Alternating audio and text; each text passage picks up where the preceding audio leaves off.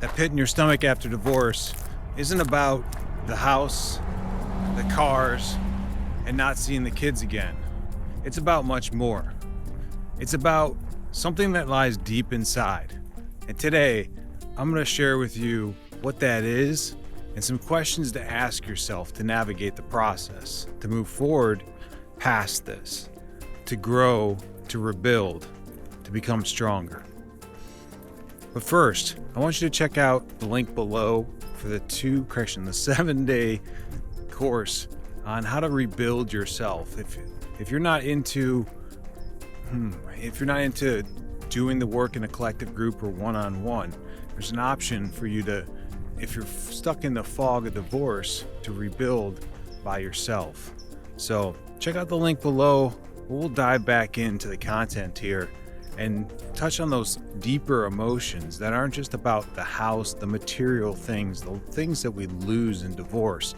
It's about something deeper, something that's not talked about, something that you may have never heard before, but always knew deep inside.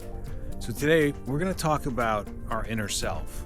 Sometimes it's called our inner child, or it could be called little you of some kind. Like for me, that would be little Benjamin. Now, that's kind of ridiculous coming from a man talking to other men, trying to help them through divorce, or at least it sounds like that. And I thought so too, until you start doing the work on it, until you realize that we're all grown adults, right? No one tells you this. We're all grown adults. Everyone thinks that means we're mature, we're past stages in our life. The fact of the matter is that's not the case. The case is that we're all just grown adults in bodies, but have the minds of children.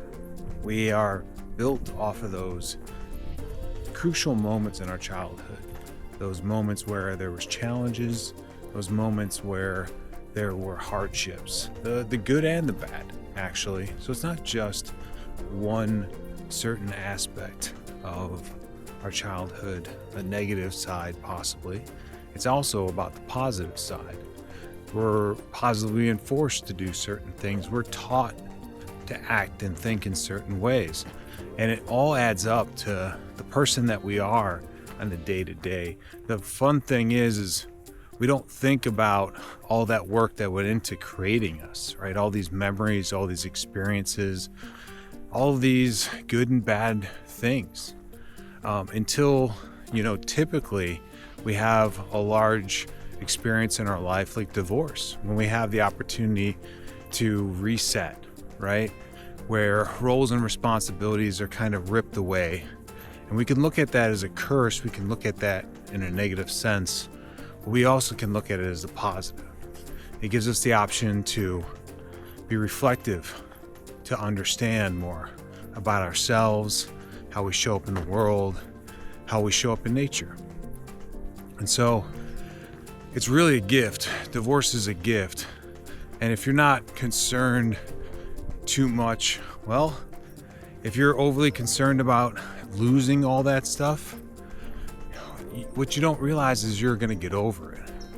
Well, it's only a matter of time before you do, before the house doesn't mean the same thing, before you rebuild to something bigger and better, till you repair the relationship with your kids, or till you find the right woman to be in your life.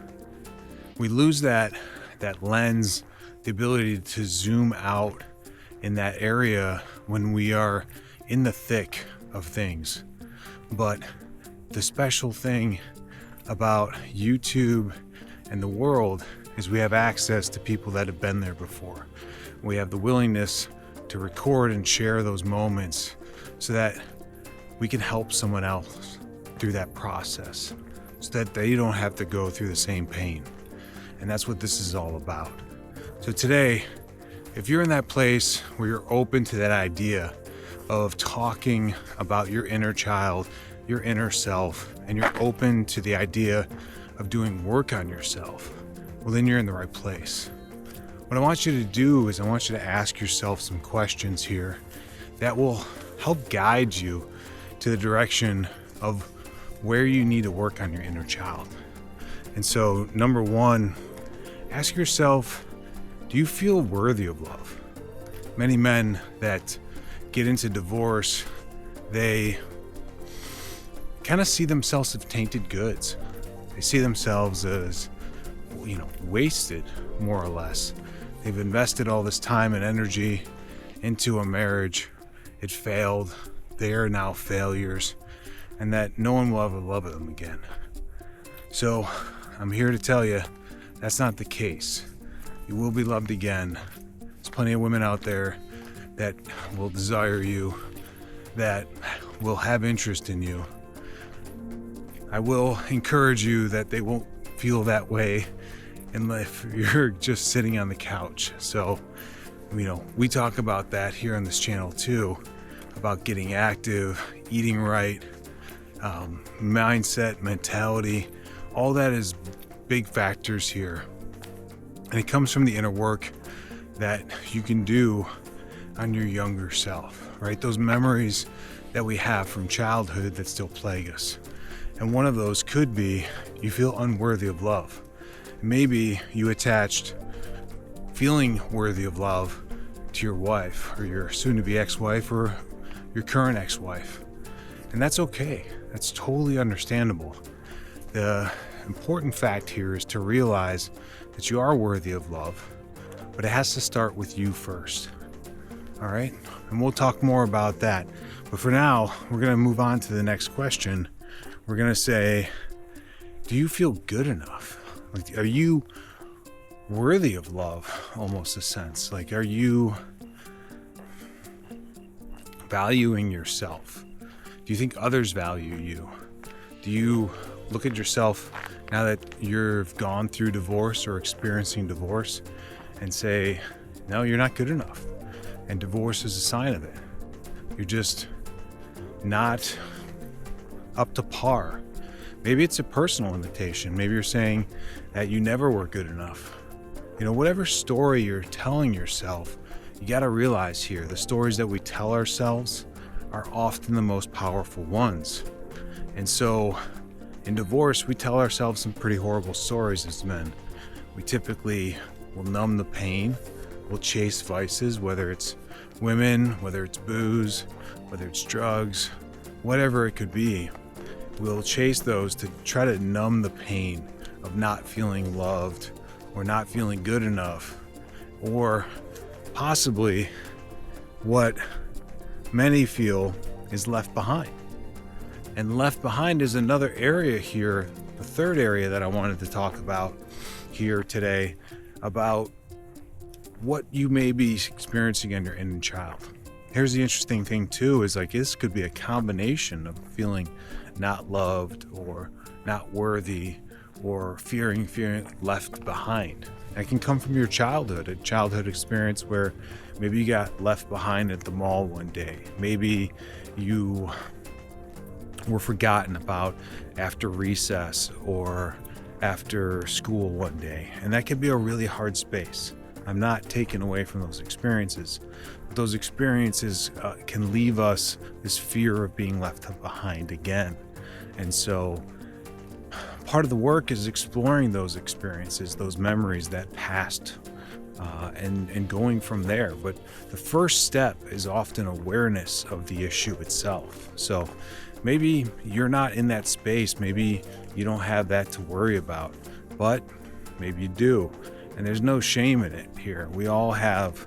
That's the great thing, is when we realize that we're all on our journey, we all have baggage, we all have experience, it can be very freeing for us. Most of us don't realize that for a while, and we can possibly hold ourselves and others to unrealistic expectations. But the sooner that we can realize that we're all on this rock spinning through space, this tiny speck in the whole grand scheme of things of the universe, and we're all on this journey called life, it's amazing how freeing that can be. So I challenge you to do that, to think about your inner work, to consider if you have a fear of being left behind here in divorce, and maybe what that's the deeper meaning. It's not about losing the house or the kids or the cars or access to those things. It's actually a deeper feeling for us, which is often the case for divorce. And lastly, if none of those questions resonated with you, maybe this one will. Are the expectations, and we kind of touched about this, that you're constantly unable? Do you feel like there's expectations that you're constantly unable to meet? If that's the case here, that could be for various reasons from your childhood as well. And we really need to dive deep into that to understand if there was stability in your house. Maybe the goalposts were always moved by your parents. Maybe that was something they did to keep you motivated. Maybe, here's the thing too, is the way that our parents treat us is often a reflection of how their parents treated them.